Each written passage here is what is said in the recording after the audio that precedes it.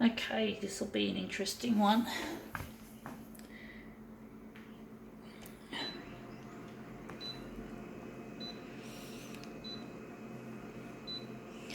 Wonder how big we're going to make this one.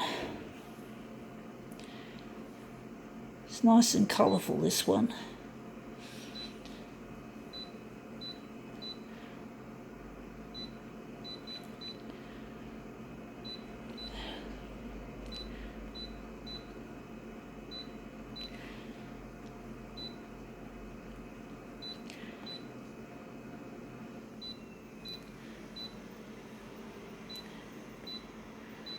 Okay, I wonder how big we're going to make this one. Let's see what this one is. It is.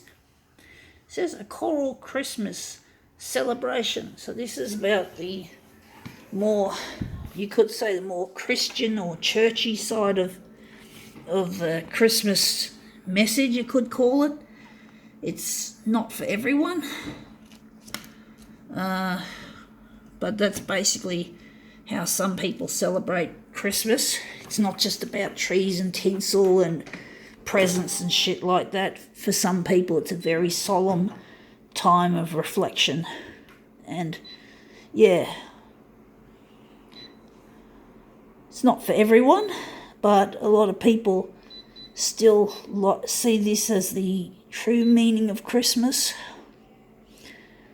So I'm thinking we're going to make it 240. But it's a nice picture, so I thought I'd use it.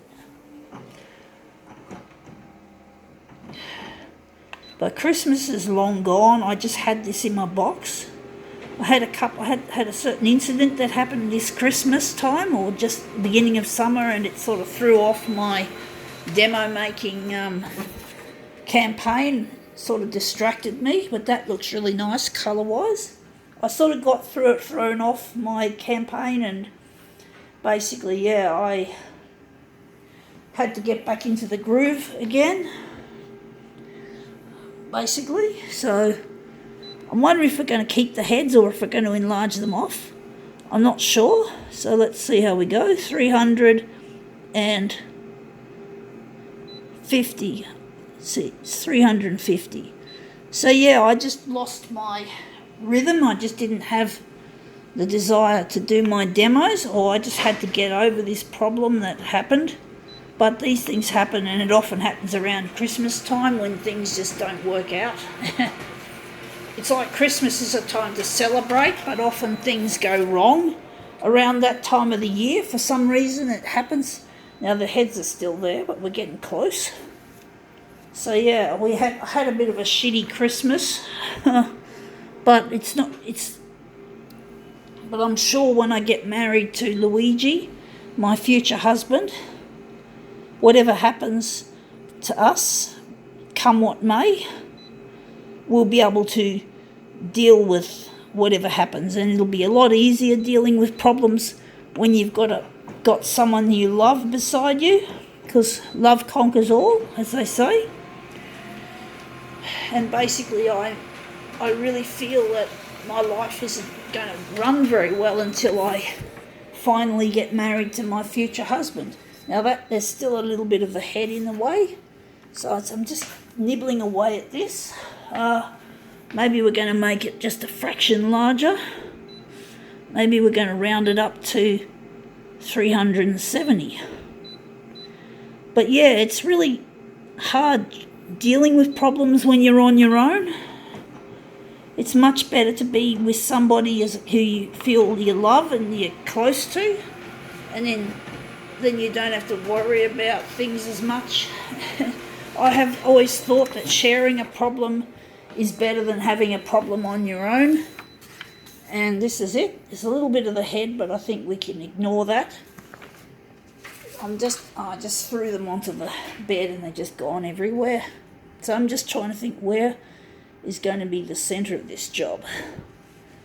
But yeah, I feel that problems are cut in half when you have someone you love to share the burden.